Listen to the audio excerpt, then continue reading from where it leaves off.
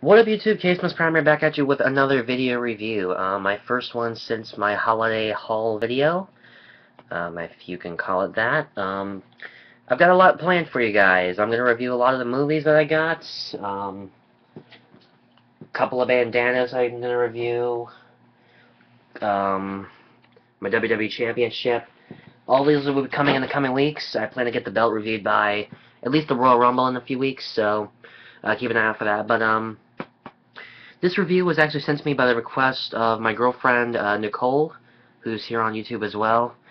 Something you should know about me, something I get asked a lot when people meet me on the streets, so they ask me if I like anime at all.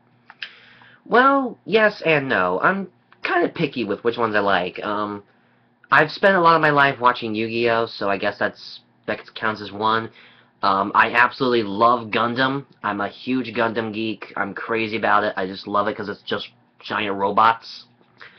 And, of course, Kamen Rider, if you count that as an anime. I count it as anime. You might not, but I do. But there's also, of course, those those anime that are just movies. Of course, damn, I put it away. But, as you know, I'm a huge fan of the Studio Ghibli film Arrietty. I am crazy obsessed with that movie. Really great. I grew up reading the book as a kid, so that was a little place in my heart. Howl's Moving Castle, another great one. Spirited Away, a couple of really good ones. But this one was brought to my attention back in September of last year. My art teacher actually brought this to my attention. And based on what I've been told and what I've read, this film has been considered kind of the birth child of anime's groundbreaking success that it has today. If it hadn't been for this movie, anime wouldn't be at the popularity that it is today. So, enough of my monologuing. Let's get to the review. Today we're going to be looking at Akira, or Akira as I prefer to pronounce it. Specifically, the 25th anniversary edition. Now, this movie first came out in 1989. Yeah, 89. When the only real close you could get to, like, animation was, like, Disney. That was, like, the closest you could get to animation. That was all pencil-drawn.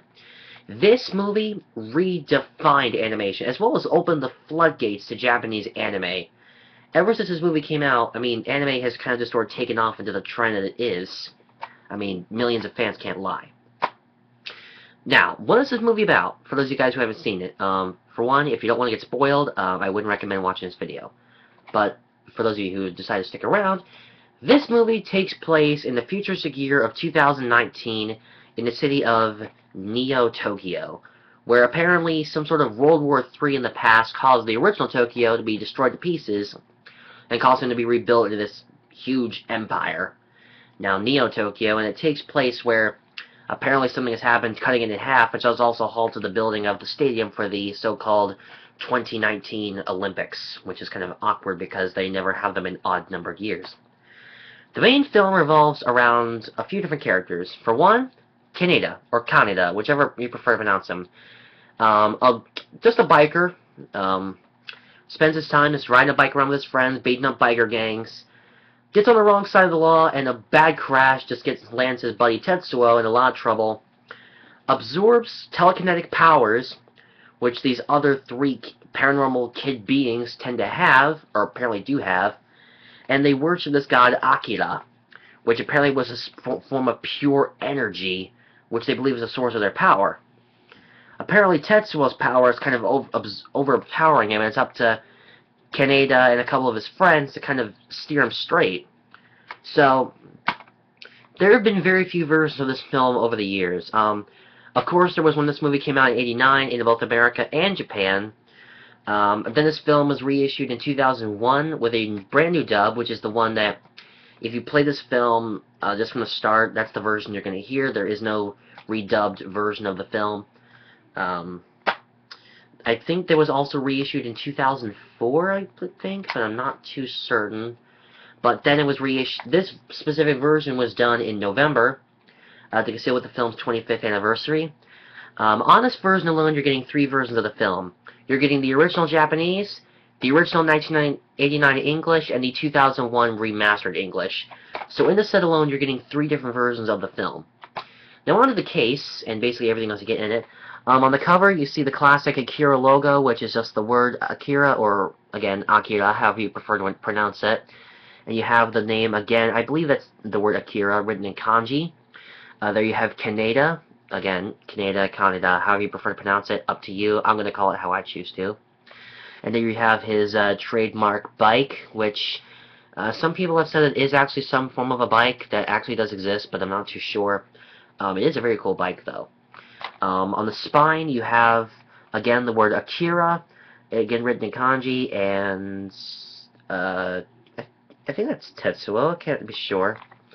It also has Kondasha Film Corp, and of course Funimation, who makes this movie. On the back, you have a couple of screenshots from the film, as well as a read-up, also a quote, "A fever dream masterpiece by the Village Voice," and also a read-up, which I will go ahead and read. "Neo Tokyo is about to explode. Akira isn't just a movie, it's the genesis of a genre. Katsuhiro Otomo's landmark cyberpunk classic obliterated the boundaries of feature-length animation and forced the world to look to the future. Akira's arrival shattered traditional thinking, creating space for movies like The Matrix to be dreamed into brutal reality. Without Kaneda and Tetsuo, without Espers and Sonic assassins, without that iconic motorcycle, our world would be a far less exciting place to exist. But the graphic novel became the movie, and the movie became a phenomenon, and the world took notice. Now Akira is everywhere, but if you can't see in the streets, if you can't feel it crawling around inside your brain, then you have yet to be initiated. What are you waiting for?" The 25th anniversary edition includes all 3 audio tracks, the remastered Japanese 2009, the original English 1988, and the remastered English 2001.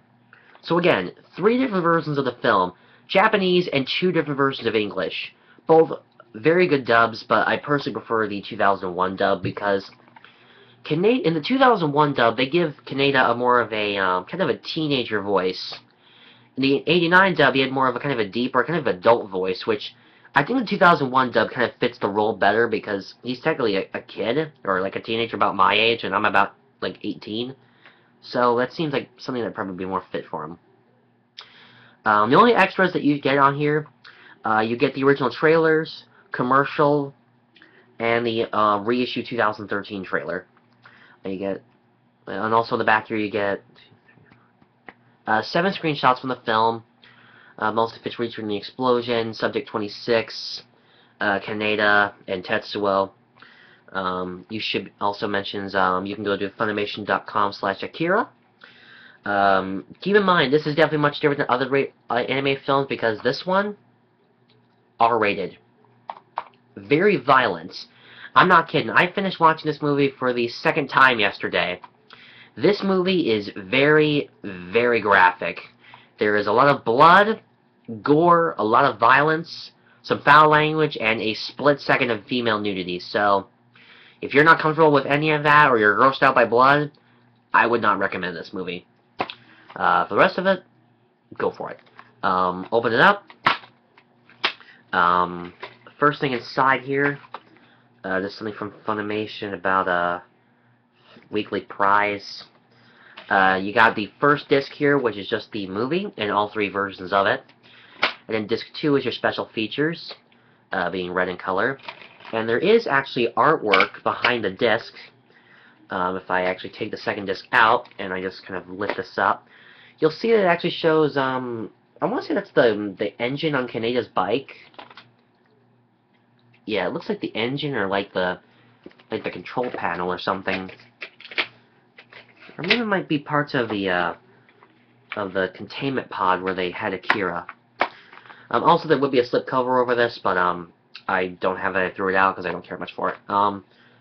Overall, if you haven't seen Akira and you claim yourself to be an anime fan, and you haven't seen this, you have got to see this movie. Now that the 25th anniversary edition is out, it might be a little bit easier to come by, but I'm not sure if this was limited to a certain number of copies, or if it's a permanent run, or if they're just doing it for limited editions. So I'd scoop this up now if you get the chance. Store-wise, try your local comic shop if they carry a lot of anime-related stuff. Maybe like I know my comic shop around here carries a little bit of anime stuff, but they don't want to sell DVDs. If your mall has a store called Zen Garden, I'd try there. Maybe FYE might have it. Best Buy has it listed on their website for about $20. I got mine off Funimation's website for $13, but I'm not sure if they still have it listed at that price or even still for sale. So if I were you, I'd jump at this quickly because this is a really popular film and it's going to sell out quickly. But overall, I cannot recommend this movie enough. I mean, I was really on the edge of my seat. I was wondering when this thing was going to end because just when you think it's coming to a close, it just keeps on going. I mean, good night.